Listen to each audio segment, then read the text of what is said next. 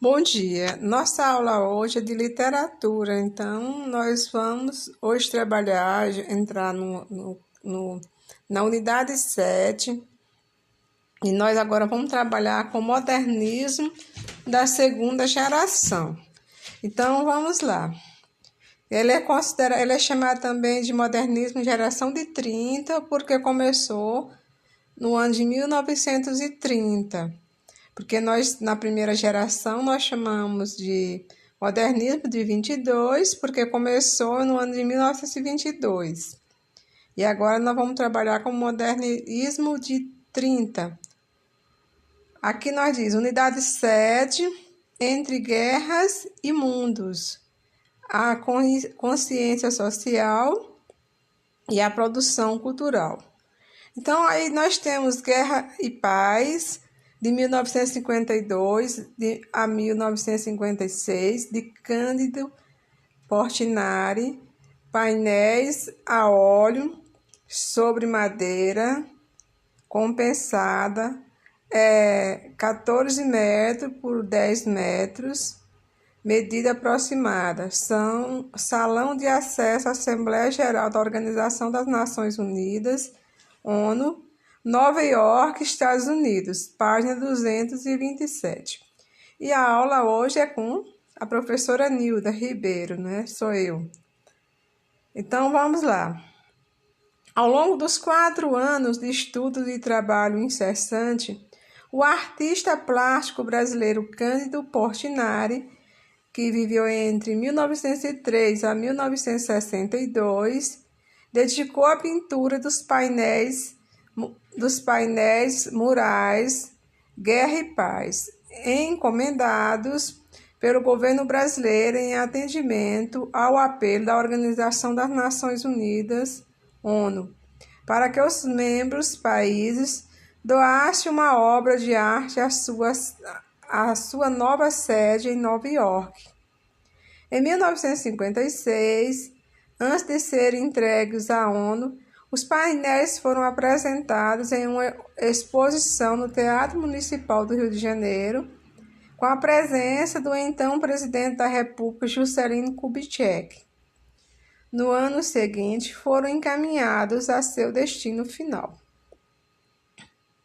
Então, vocês viram naquelas primeiras imagens daquele quadro Entre Guerras e Mundos, são esses quadros aqui. Vocês podem observar o povo, os posicionamentos deles. Então, vamos lá.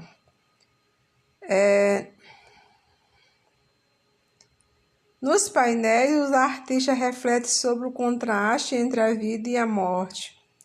Em guerra, predomina o azul, com seus tons sombrios e profundos. A tela é marcada por contrastes e uma luz intensa mostra um eremita fazendo um gesto de penitência. As figuras de uma criança inerte nos braços da mãe e de mulheres em pranto deixam transparecer o sofrimento e a dor, como uma condenação da existência diante da guerra.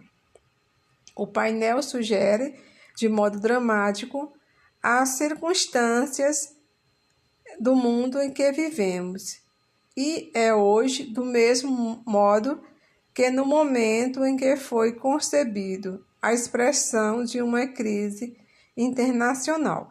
Então, esses 2 painéis que vocês viram aí no começo do slide, eles estão no livro de vocês. Vocês podem abrir lá o livro que vai estar lá, vocês vão dar uma olhadinha e tentar compreender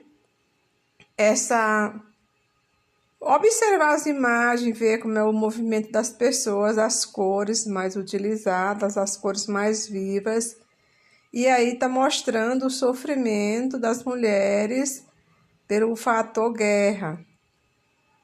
Aí diz assim, no painel Paz, o artista traz a concepção deste estado de ausência de violência ao recuperar sua infância inocente em Brodowski, no interior do estado de São Paulo, tempo em que as crianças podiam brincar livremente nas ruas das cidades. Ele mostra, assim, uma visão de uma sociedade pacífica e feliz. Então, lembrando aí que o autor, que é o Portinari, ele nasceu nessa cidade chamada Brodowski, que fica no interior de São Paulo. Esta unidade tem como foco o tema integrador entre guerras e mundos, a consciência social e a produção cultural. O recorte apresentado nos faz compreender o contexto em que ocorreu a prosa na década de 1930. Para isso, é preciso recuperar os vários impasses políticos sociais decorrentes da política da Primeira República. No capítulo de Leitura e Literatura, estudaremos a produção regionalista do Nordeste, que começa com José Américo de Almeida e ganha seu apogeu com os romances de Graciliano Ramos e de José Lins do Rego. O romance histórico criado no Sul por Érico Veríssimo, também será analisado. Como a prosa dessa geração, vamos aprender como a questão da língua nacional é tratada, como se fala e se escreve nas várias regiões do Brasil, e também como são abordadas as culturas popular e erudita. No capítulo Texto, Gênero e Discurso e Produção, você trabalhará com o gênero do texto solicitado nas provas de vestibular, a carta argumentativa. Ela traz uma proposta de argumentação, já que tem de persuadir um leitor específico. Você poderá notar que seu uso se estende para além do vestibular, servindo de instrumento de defesa da cidadania. Então, esse capítulo aí que nós vimos, que geralmente na unidade tem sempre 3 capítulos, tem um de leitura e literatura, tem outro de gênero de texto, não é? Produção textual, que aí no caso vamos ver texto, gênero de discurso e produção. E no capítulo de língua e linguagem trata da regência verbal. O enunciado é visto como um conjunto de relações entre termos que regem e são regidos por outros, criando-se nessa teia diferentes efeitos de sentido em suas variações nos diferentes padrões linguísticos. Então, nós vamos trabalhar com a questão da regência verbal. Agora, nós vamos começar aí com gramática. É um assunto que talvez, eu não sei, talvez seja novo para a maioria de vocês, que muitas vezes a gente não sabe quando é que usa a crase e por quê. Para você aprender corretamente como usar a crase, você tem que aprender a questão das regências.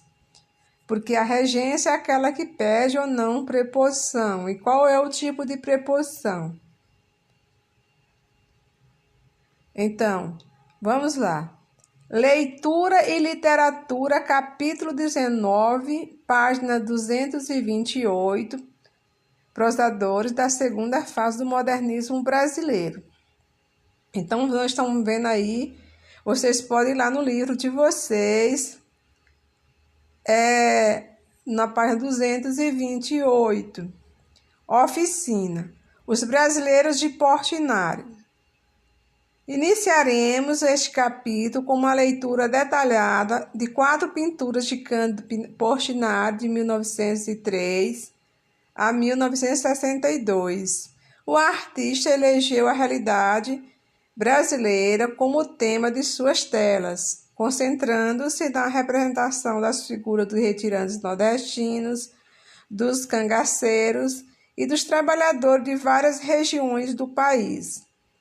Vamos começar com uma pintura em tela, outra em painel e 2 afrescos em mural.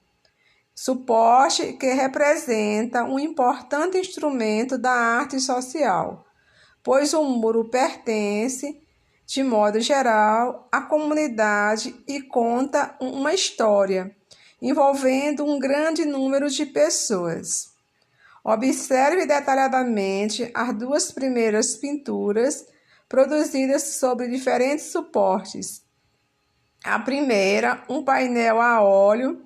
A segunda, um guache sobre papel. Então, vamos lá. Então, aí nós temos esse quadro famoso, ele é muito conhecido. Vocês estão vendo aí. A ideia de Cândido Portinari, 1944, Óleos sobre tela, Museu de Arte de São Paulo, Assis Chateaubriand de São Paulo, reprodução autorizada por João Cândido Portinari. Aí o nome desse quadro é o Retirantes.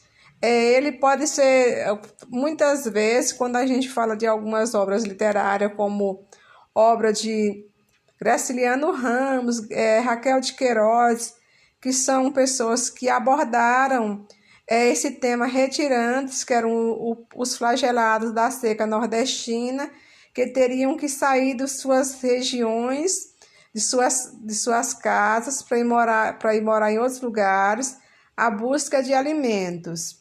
Então, nós temos aí Retirantes, 1944, óleo sobre tela, 190 centímetros, vezes 180 centímetros. Ele está no Museu da Arte de São Paulo. E aí eu digo o nome do museu, que é Assis, eu não sei pronunciar o nome, Chateaubriand. Este painel representa os retirantes da seca, símbolo de uma tragédia nacional. Ao todo, Cândido Portinari reproduziu 3 séries sobre os retirantes, em que retrata os desventurados, maltrapilhos e flagelados que vinham do Nordeste e viajavam a pé até os estados do Sul em busca de melhores condições de vida nas fazendas de café. Fugiam das secas nordestinas conhecidas desde os tempos de colonização portuguesa. Então, vocês viram aí uma família, eles trazem algumas trouxas na cabeça, levam também algumas crianças e andam descalços. Então, vocês estão observando esse quadro, cores mais para um marrom, mostrando a questão da seca. E vocês observem aí essa imagem. Vamos fazer algumas perguntas sobre elas depois.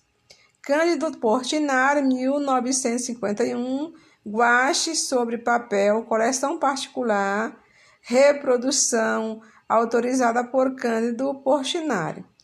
Aí nós temos o Cangaceiros, de 1951, guache sobre papel, 31 vezes 34 centímetros, feita por Cândido Portinari para ilustrar o romance O Cangaceiro, de José Lins do Rego, coleção particular. Então, os autores, dos Retirantes, ela demonstra 2 obras que já falei, que é o 15, de Raquel de Queiroz, e também obras de Graciliano Ramos, Vidas Secas. E aí, Cangaceiros, de José Lins do Rego, e aí foi uma ilustração.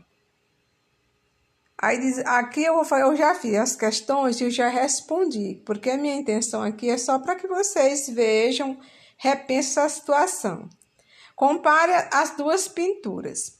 Quais são as figuras humanas retratadas? Descreva-as, considerando cores, formas e proporções entre as partes do corpo, expressão dos sentimentos, vestuário e adereços usados. Na tela Retirantes, as figuras retratam uma família que caminha descalça pela terra seca. As cores em tons terrosos e cinza realçam o caráter dramático da representação. A família é o retrato da miséria que assusta e mata. Em Cangaceiros, homens marcados pelo chapéu, sem fisionomia, trazem os pés descalços e a bolsa pendurada no corpo. Pisa ocre, dá a sensação do calor nordestino. Então, aí vocês viram as 2 quadros, comentários sobre os 2 quadros. E nós vamos ver na próxima questão. Letra B.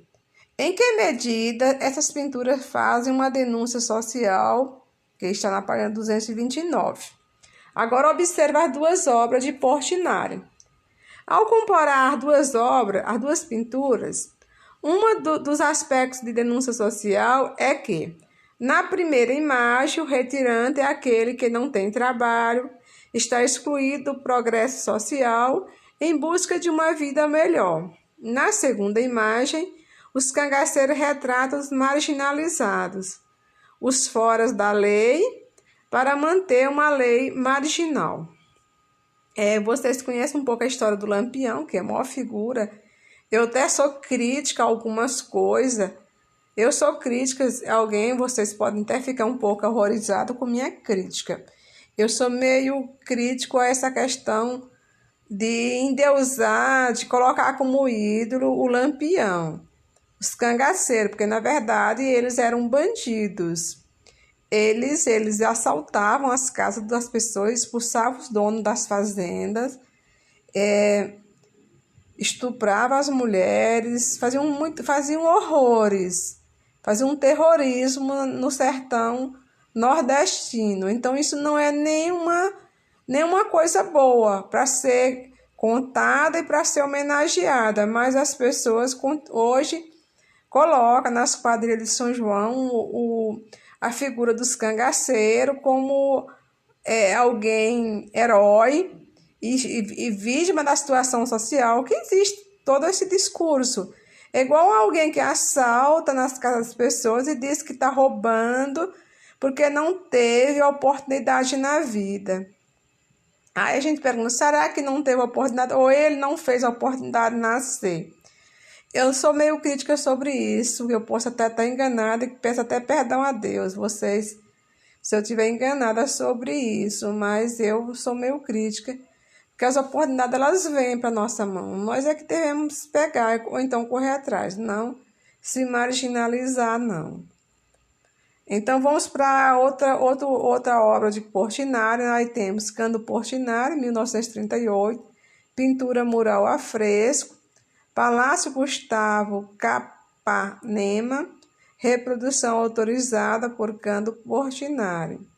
A fresco Cacau, de 1938, 208 centímetros, 298 centímetros. Pertence a uma série de 12 temas chamados Ciclos Econômicos, em que Cândido Portinari ilustrou as atividades econômicas do Brasil, com muito trabalho pelos braços de muitos homens e mulheres.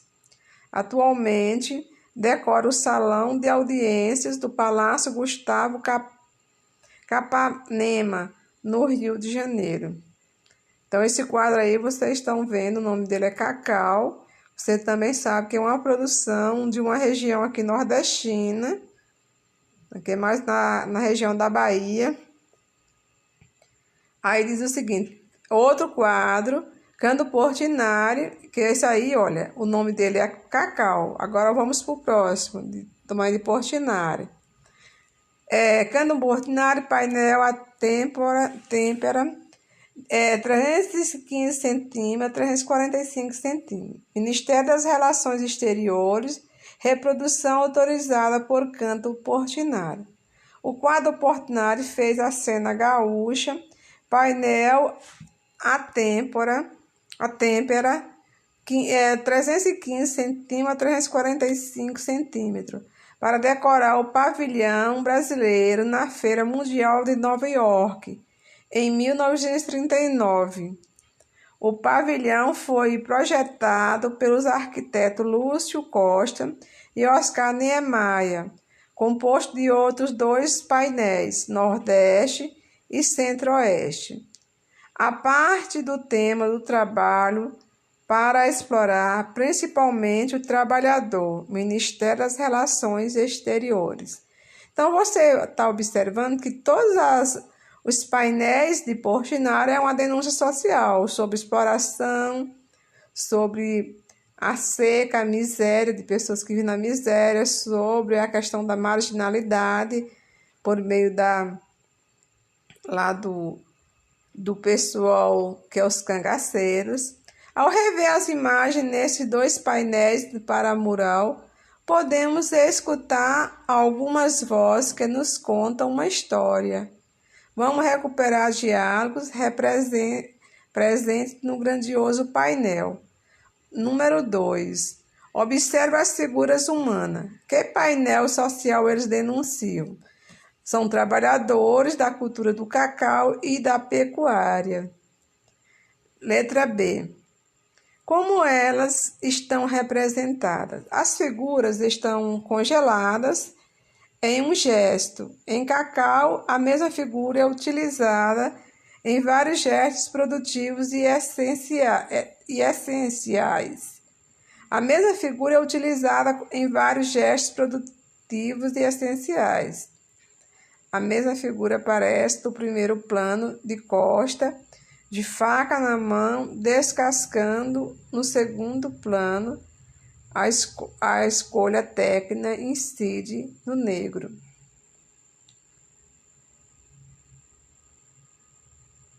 Letra C. Há uma desproporção entre as partes do corpo. Explique qual é ela e seu significado. Há um gigantismo nas mãos e nos pés, o que indica a ligação do homem com a terra. Como o espaço é construído e como a natureza é representada. A arquitetura do espaço é simbólica, indefinida e a natureza é apenas sugerida. Bom, gente, essa aula nós estamos terminando por hoje. Vocês façam uma leitura lá no livro de vocês, que é mais fácil. Tem esse mesmo assunto no livro. Então, na unidade 7, aí é o começo da unidade 7. E tenham todos um bom dia. Não vou pedir a atividade já está aí, ela já está respondida.